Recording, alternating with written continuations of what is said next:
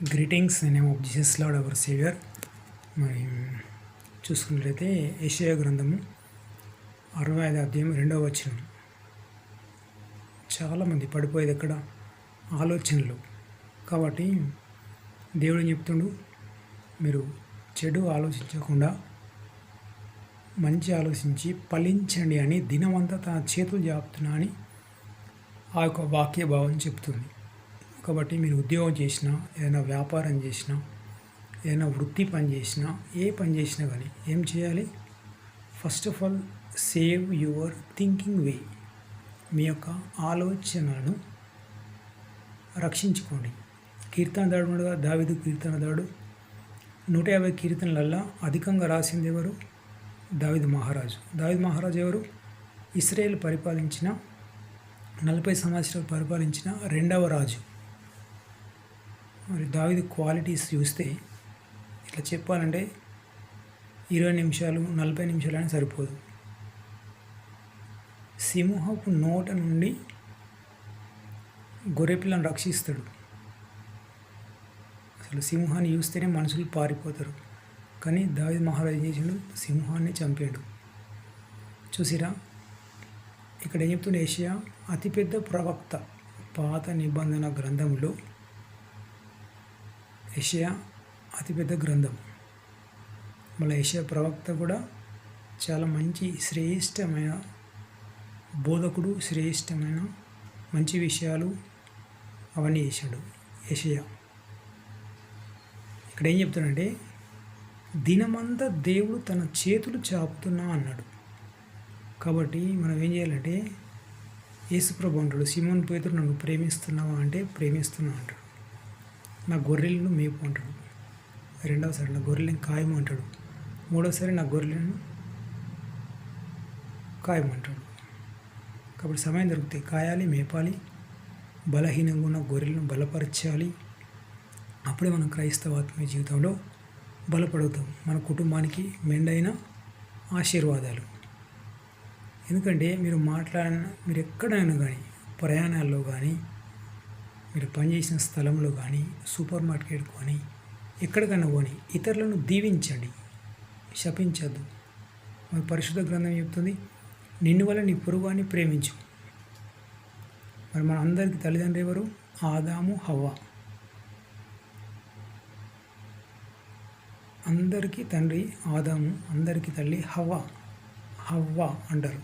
ఇప్పటికి పల్లెటూరులో కొంతమంది హవ్వ అని పిలుస్తారు. అయితే విషయం ఏంటంటే, ఈ కులాలు, మతాలు అనేవి ఎప్పుడు వారి వారి వృత్తి పనులు బట్టి ఏర్పడ్డాయి. మోషే ఇచ్చిన ధర్మశాస్త్రం అందరికి సమానంగా ఇచ్చాడు.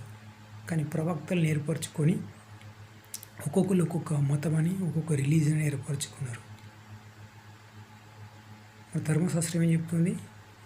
మోషే ధర్మశాస్త్రం పుట్టినప్పుడే ఇతరులను శపించవద్దు, ఇతరులను దీవించాలి కానీ శపించకండి అని చెప్తుంది. కాబట్టి మీరు ఏ కులమైనా, ఏ మతమైనా, ఎక్కడున్నా కానీ ఏం చేయాలంటే ఇతరులను దీవించాలి, శపించకూడదు. మన ఆలోచనల్ని కాపాడుకోవాలి. ఎందుకంటే దావీదు మహారాజు పడిపోయాడు ఆలోచనలు చేసి, దురాలోచనలు చేసి.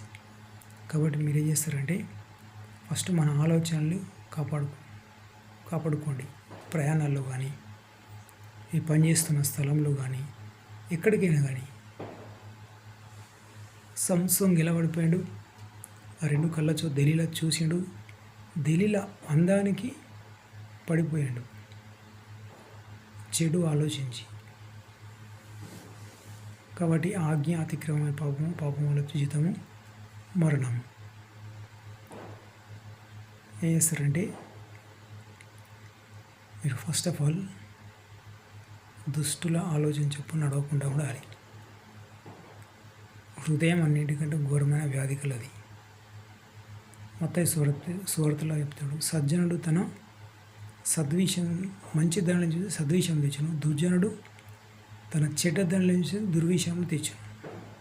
కాబట్టి మనం ఎప్పుడు సజ్జనులాగా ఉండే ప్రయత్నం చేయాలి. ఎందుకంటే చాలామంది పడిపోయేది ఆలోచనలు మంచిగా లేక మీ ఉద్యోగంలో మీ బాస్ కోపడ్డాడు అనుకోండి, మీ బాస్ మీద దురాలోచనలు చేయకండి, అతన్ని దీవించండి. కింద కొలీగ్స్ వేధించిర్రా, వాళ్ళని కూడా దీవించండి. మోషే ఏం చేశాడు? కింద నడిపింపు చేస్తున్నప్పుడు అహరోను సహాయంతో ఇశ్రాయేలు జనాంగం ఏం చేస్తారు? మాకు ఇక్కడ ఉల్లిగడ్డలు లేవు, సొరకాయలు లేవు, కాకరకాయలు లేవు అంటే పరలోకమన్నా కురిపిస్తుండు. అయినా కానీ ఇశ్రాయేలు జనాంగం మోషేని వేధిస్తారు. అయినా కానీ వాళ్ళని దీవించడు అని శపించక ముందుకెళ్ళాడు, ధర్మశాస్త్రాన్ని రాశాడు. కాబట్టి మీరు వేస్తున్న ఉద్యోగంలో మీ బాసే కానీ కిందోళ్ళే కానీ మిమ్మల్ని హింసించిన, వేధించిన, చెడ్డ మాటలు విన్నా, పరిశుద్ధ గ్రంథం చెప్తుంది, మిమ్మల్ని చెడ్డ మాటలు వెళ్ళినప్పుడు, తిట్టినప్పుడు మీరు దీవించండి కానీ శపించకండి అని చెప్తుంది. కాబట్టి మనం ఎప్పుడు ఇతరులను దీవించాలి కానీ శపించద్దు. శపిస్తే శాపాలు, దీవిస్తే దీవెనలు. ఎందుకంటే హన్నా, పెనిన్నా, ఎల్కానా చూసినామా? ఎల్కానా అనే వ్యక్తికి ఇద్దరు భార్యలు ఉంటారు, హన్నా, పెనిన్నా. ఈ పెనిన్నా పెట్టిన బాధలకి హన్నా ప్రార్థన చేస్తుంది. దేవాలయము ఆనుకొని రాత్రి పగళ్ళు ప్రార్థన చేస్తుంది. ఎందుకంటే ఇంటికి పోతే అక్కడ పెనిన్నా ఏదో ఒకటి బాధకు గురి చేస్తుందని. కాబట్టి మీరు ఉద్యోగం చేసే స్థలంలో మిమ్మల్ని ఎవరు వేధించినా కానీ హన్నలాగా ప్రార్థన చేయండి. క్రీస్తవుడు నీ శత్రువుని ప్రేమించి నీ హింసించే వారి కొరకు ప్రార్థన చేయడు అన్నాడు. కాబట్టి మీరు ప్రార్థన చేసిన అనుకోని ఖచ్చితంగా డబుల్ బ్లెస్సింగ్స్ వస్తాయి. యోబుకి ఏమైంది? సమస్తం కోల్పోతాడు.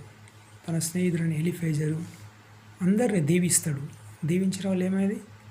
అతనికి డబుల్ బ్లెస్సింగ్స్, రెండింతల ఆశీర్వాదం. కాబట్టి మీరు ఆత్మను కాపాడుకోండి, ఇతరులను దీవించండి.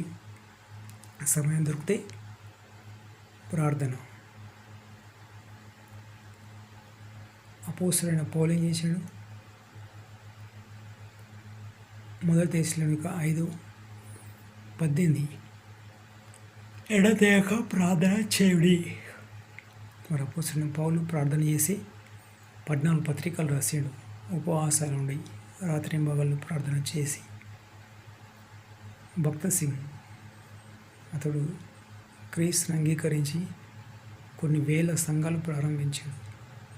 చివరికి వాటి చివరి సీక్రెట్ ఆఫ్ సక్సెస్ అంటే అనేక రాత్రుల ప్రార్థన అంటాడు. కాబట్టి మీకు ప్రమోషన్ రావాలన్నా, మీ పిల్లలకు మంచి బుద్ధి జ్ఞానం ఉండాలన్నా, మీకు అప్పుల సమస్య తీరాలన్నా ఏం చేస్తారు? ఉపవాసము, ప్రార్థన, ఎడతెగక ప్రార్థన, కన్నీటి ప్రార్థన.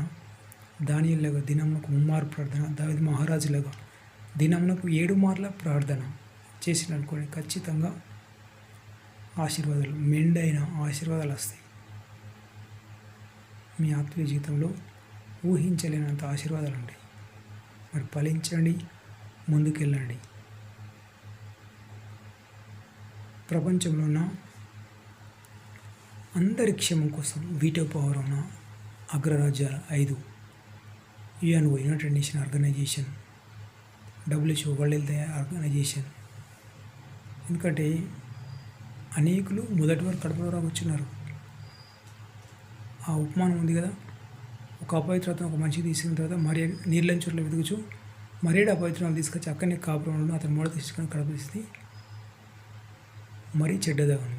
ఆ విధంగా అందరు పడిపోతున్నారు. ప్రవక్తలు, రాజులు, సామాన్య జనాంగం పడిపోయేంత ఎక్కడ? ఈ ఉపమానం దగ్గరనే. మోషేని ధర్మశాస్త్రం రాసిండు ఐగుప్తు దేశంలో. తెలుగులో ఐగుప్తు అంటారు, ఇంగ్లీష్లో ఈజిప్ట్ అంటారు. ఆ దేశంలో అద్భుతాలు, సూచక్రియలు, మహత్కార్యాలు. వాళ్ళు ఫరో సైన్యం మోషేని కరవడానికి పాములు ఇడుస్తారు. కానీ మోషే కర్రను ఇడిచినప్పుడు పామై ఆ పాములన్నింటినీ మింగేస్తుంది. చూసారా? మరి మోషే ఎవరు? నత్తివాడు, ఒక నరహంతకుడే. అతనికి తోడుగా ఉన్నాడు. అయితే మీరేం చేస్తారండి? ఈ ఉపమానం మనం పడిపోకుండా ఉండాలంటే international standard time 8 hours work. మీకు రిమైనింగ్ అవర్స్ ఓవర్ టైం చేయకండి. సామెతలు 10:22 యెహోవా ఆశీర్వాదం ఐశ్వర్యం నరుల కష్టం చేత ఆశీర్వాదం అధికం కాదు. దేవుని ఆశీర్వాదం ఉందా మీకు? అన్నీ ఏ కొదవ లేకుండా ఇస్తాడు. ఓవర్ టైం చేస్తేనే వస్తాని కాదు. కాబట్టి మీరేం చేస్తారంటే ప్రార్థనకు, ఉపవాసంకు, పరిశుద్ధ గ్రంథం చదవడానికి ఎక్కువ సమయం కేటాయించండి. ఆశీర్వాదాలు చూడండి మన వెనకాల పరిగెత్తుకుంటూ వస్తాయి.